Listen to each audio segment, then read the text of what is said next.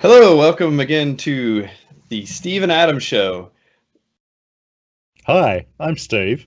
I'm your host Hey, from Australia, hey, Steve. and we've got Adam here as well, who's trying to fumble his way through the intro. I'm never gonna get it right, but that's okay. I think it's That's gonna okay. become our trademark. It's all right. Yeah, we're good with that. Like it's a bit of fun. Yeah.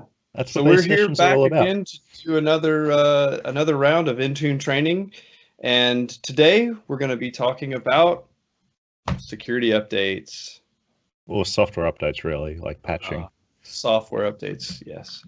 So we're back in our cool DMAC, as Stephen likes to call it. So this is the device management portal. So this is devicemanagement.microsoft.com. That's how we get there.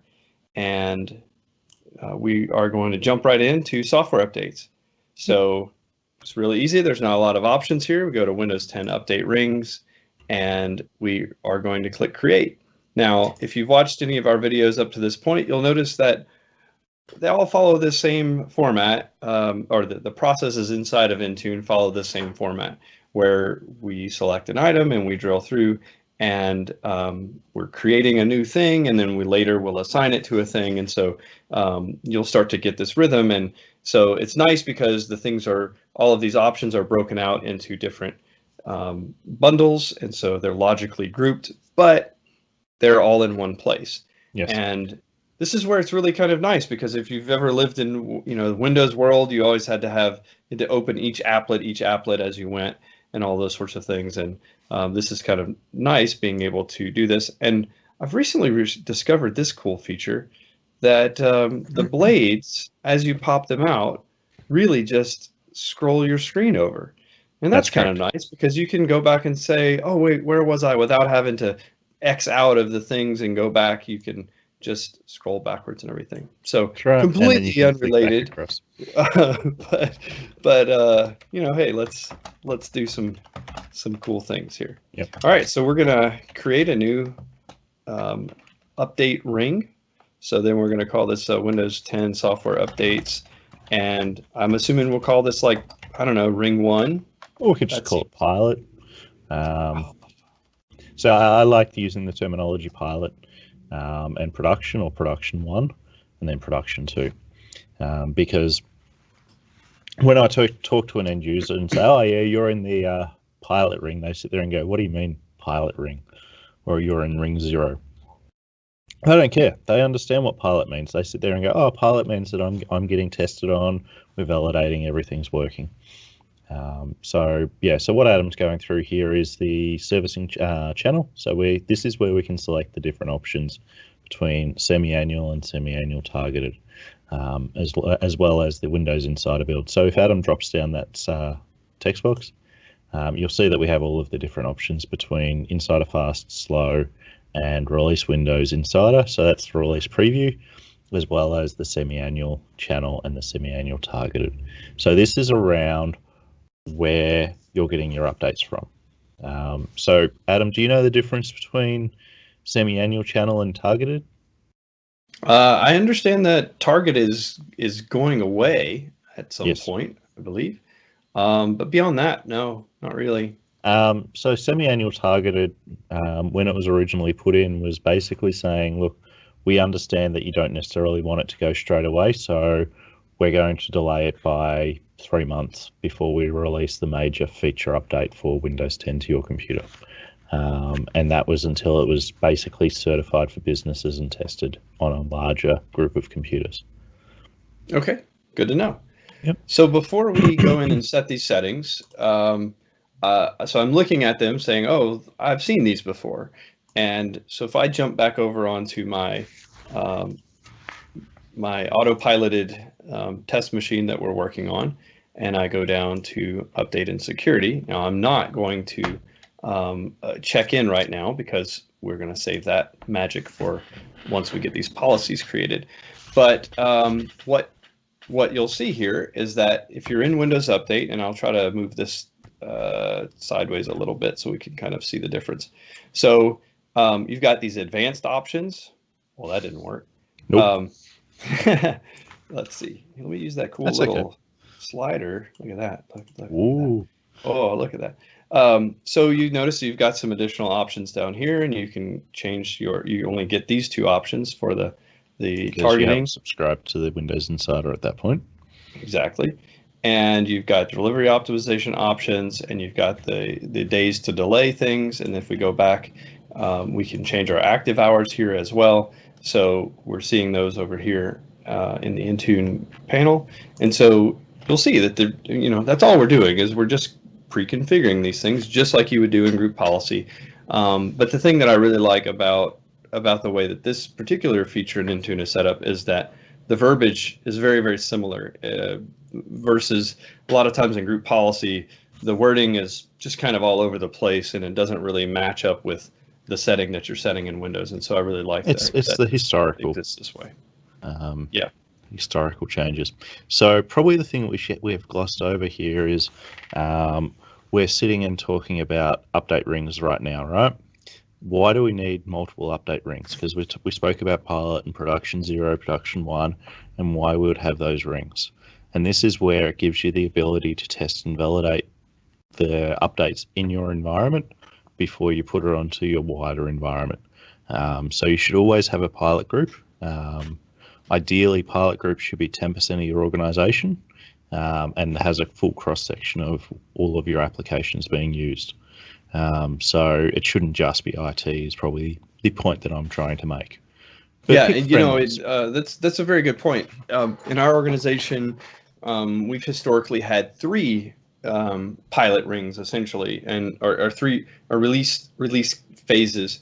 So we would do our group, our internal desktop administration group, and then we would roll out to our early adopters, who are our local IT support and any of their test devices, and then we'd roll out to our UAT group. And by the end of all of those phases, we would have covered 15% of our enterprise.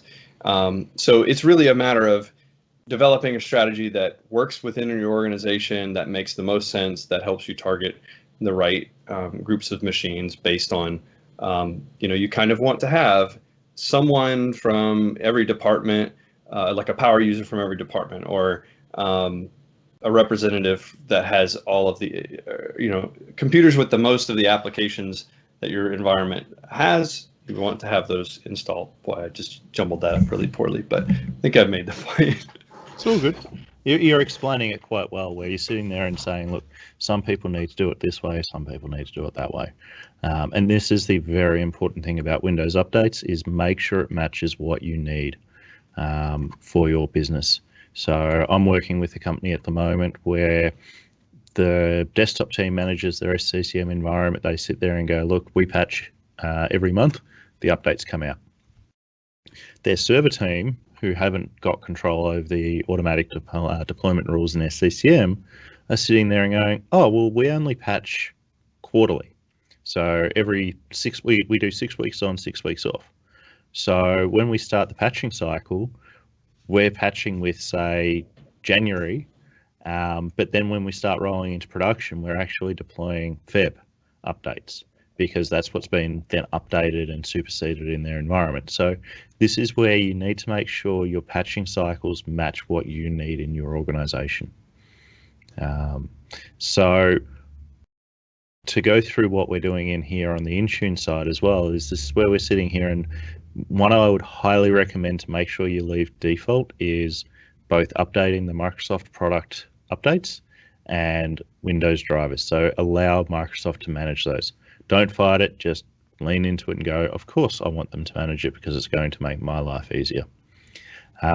The next one that you'll see there is the quality updates. So these are the monthly updates that we're getting released.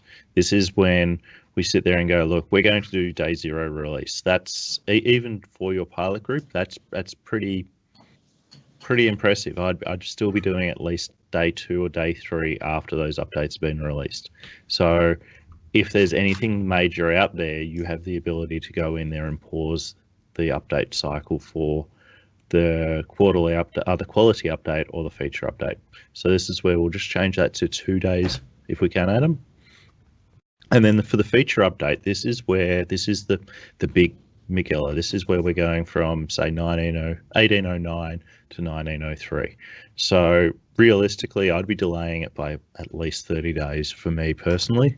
That's just my gut feel, and you want to sit there and make sure that it's all happy days and there's no issues around files being relocated as what happened with the OneDrive bug in 1809.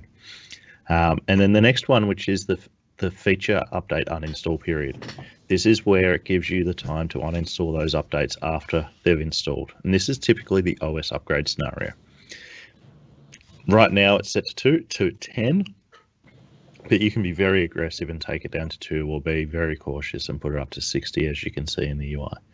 The thing I would point out on this one is this is the setting where if you go back into settings, you can roll back your Windows, roll back the upgrade through the settings applet. That's correct. And up until I think it was 1809, maybe 1803, the default was just 10 days, and that was it. Right.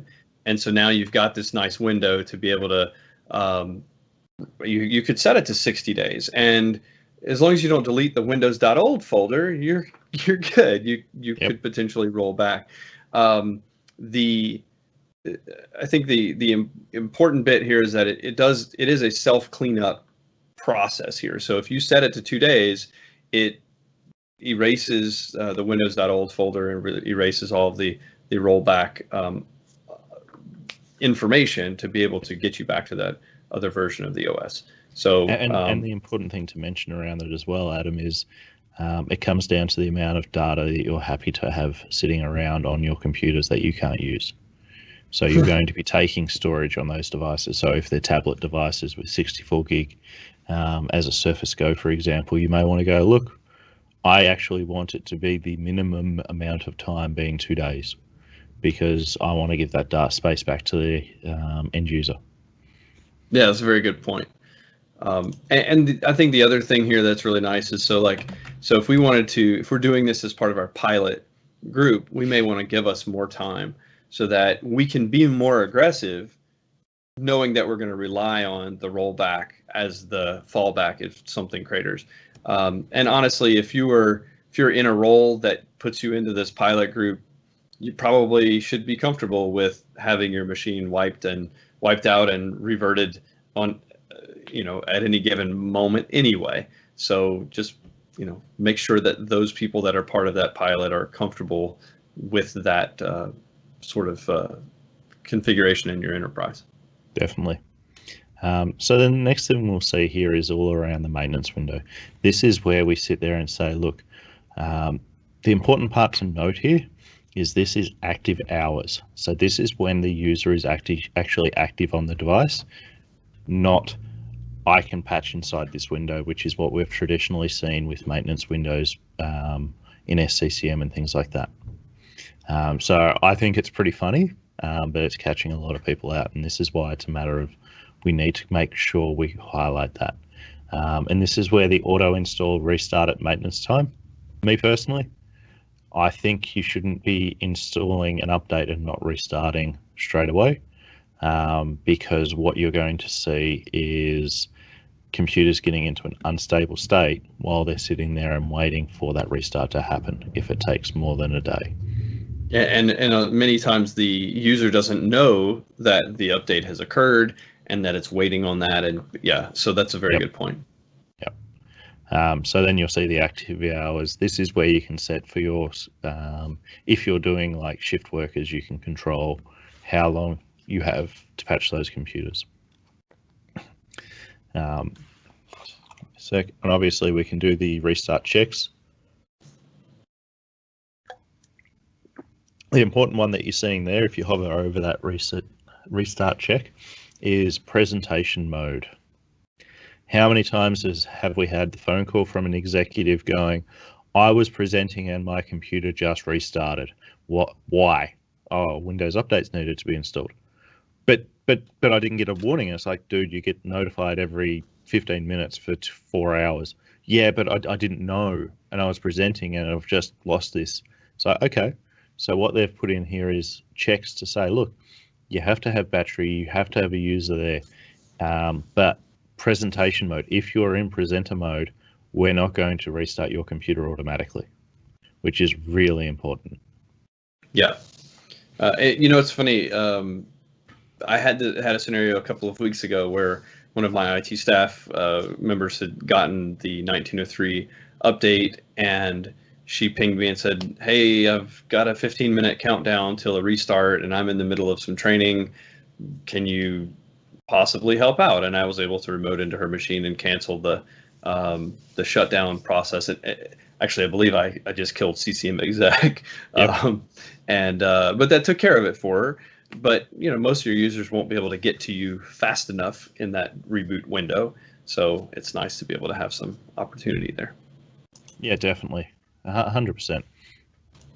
And then we can start putting the whole restart requirements and things like that. As you can see, they're adding more and more features here. I hadn't actually seen the block users from scanning for Windows updates. So this is where you can stop people from going in there and checking for updates. We'll leave that on just so Adam can't see that button, and it will force him to automatically install those updates.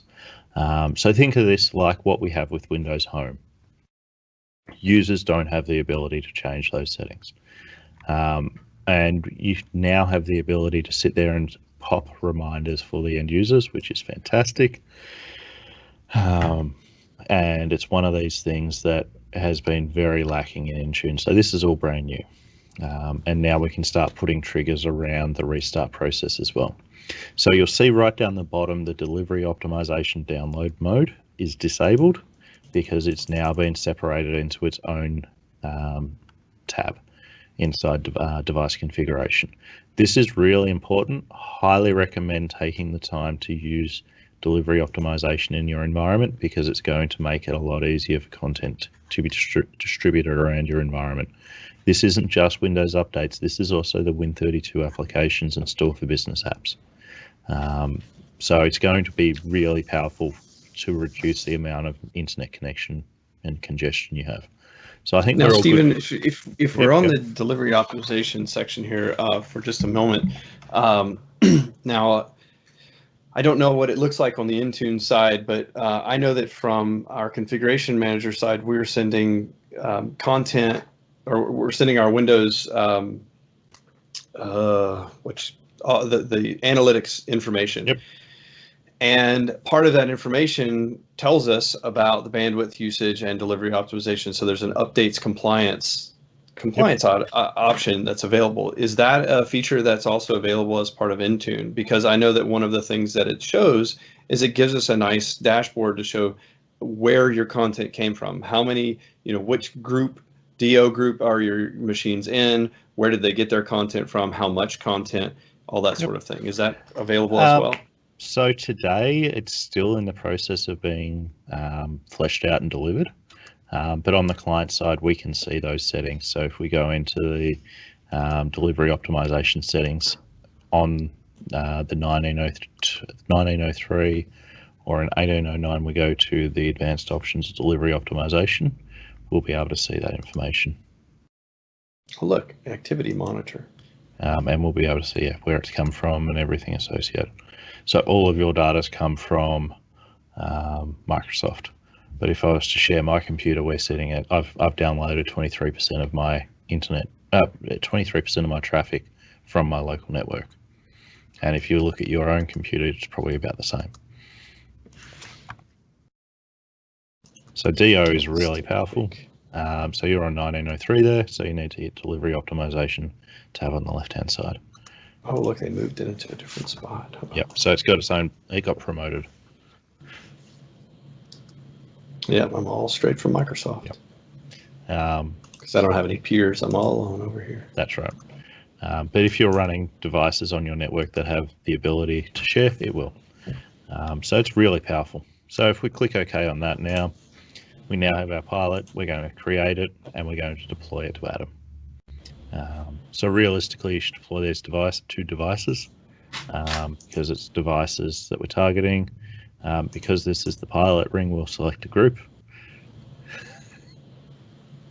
And it'll eventually come through, and we're going to select our Win10 Intune baseline group.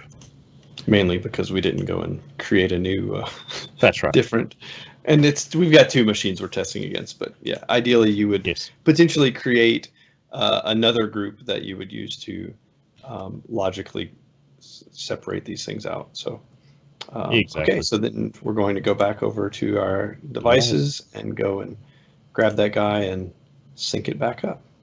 That's right. So what you'll see in the last couple of videos is we spend a lot of time going in and hitting sync. This is a good thing. It gives us the ability to see those policies applying to the devices, and it happens in real time.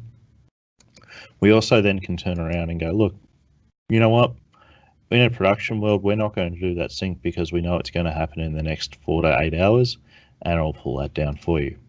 But in our scenario, we're wanting to do the demo really quickly. So if Adam goes across to his VM now, we should be able to see the changes in Windows updates once the policy applies. So if we now go to, if Adam can remember where he needs to go for sync. Got it. Yep. Somebody was listening. Last successful sync was half a Yep. minute ago. So And if you look at the policies, update's there now. Look at that. And if we wanted to go, we could look at the report and see additional information there. Yep. So excellent. And so we'll go back out to our updates. Oh, look at this. The message changed. And this is what I really enjoy about this. Yes. Is that you can go and see specifically what is being set now. And so now they've set the active hours. We've set the get updates from Microsoft products. And so now we know exactly which items we've configured via policy. And I really like that visibility into this without having to go do a GP result and go create a report and then dig through.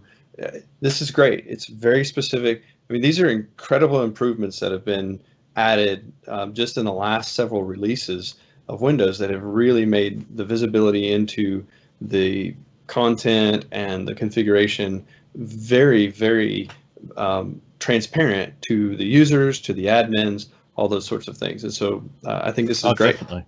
And this is what it's all about. It's about that transparency. So you can see what's going on in your environment. Cool.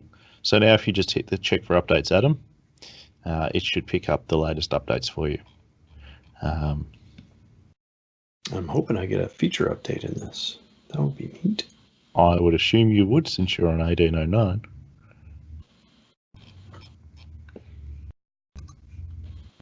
While that's syncing, I don't know if I mentioned this in a previous video or not, but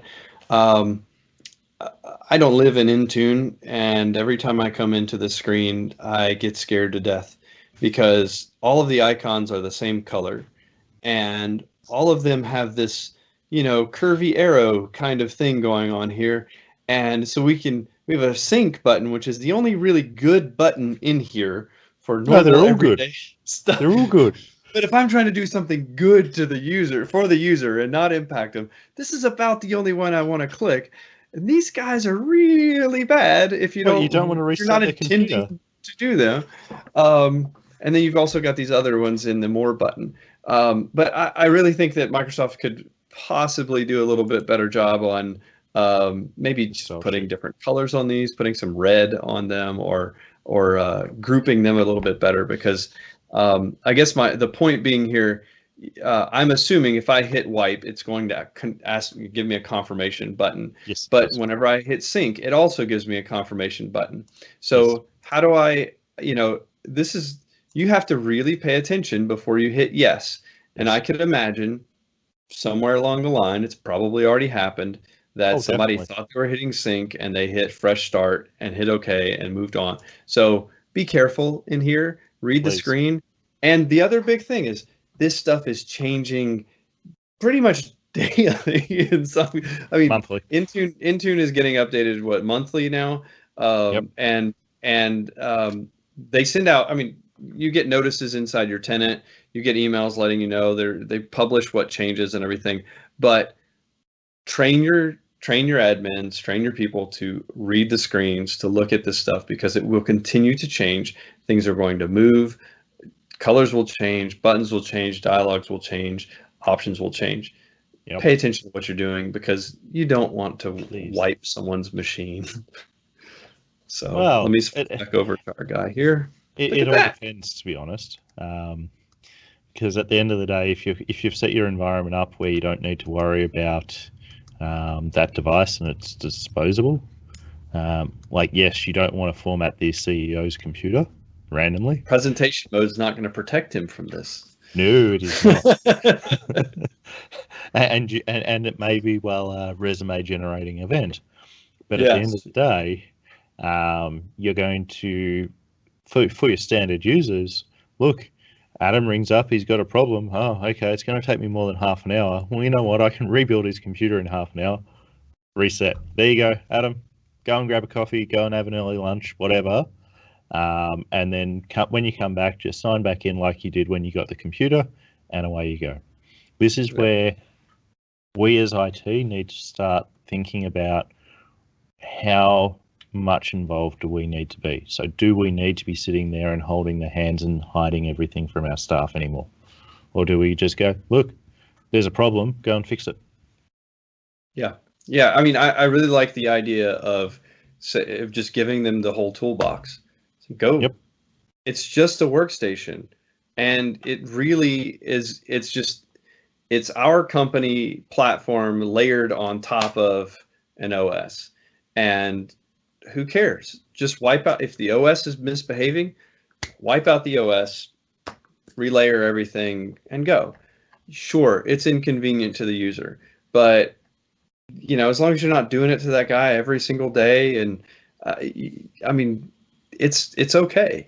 It's built in such a way that it should make our lives as IT administrators significantly simpler, and we should be comfortable with handing out more control, letting people use the tools that are available, instead of saying, oh no, go and sit and troubleshoot that person's machine for 3 hours. Man, you could have re-imaged it 4 times by now. Or not even re-imaged. You could have just just reset. You're not even putting the OS back on. You're just resetting the thing. And then all of your company stuff comes, you re-autopilot it and everything comes back, and it's magical. So that's right. This is definitely an opportunity to you should be constantly reevaluating your platform and what you want out of your desktop environment, or your device environment in general, and what you want your admins to do and not do. Yeah. And the other side of it is, look, if you sit there and go, look, I think it's going to take more than an hour, half an hour to fix, and I'm going to quickly reset it, see if that fixes the computer. If it doesn't, you know what? I haven't really lost anything. I've lost half an hour, but I've saved a whole heap of time if it is just an issue with that computer or operating system.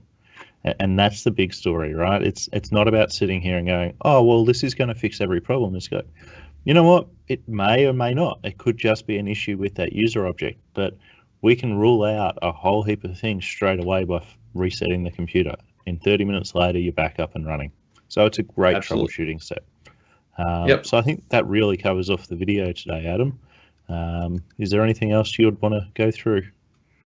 No, I think this is great. So now we're setting up for updates, and then I think our next thing is tying updates in with compliance. So now how do we ensure that our machines are compliant before we allow them onto our network? So I think that's where we're headed next. So thank you for joining us for this one. As always, if you've got additional questions for us, please find us on social media. We're really easy to find on Twitter. I'm Adam Gross TX, and Steven's on-prem cloud guy. And happy for you to reach out to us there, or even in the comments for the video. We want to know what you think. We want to know what you want to see.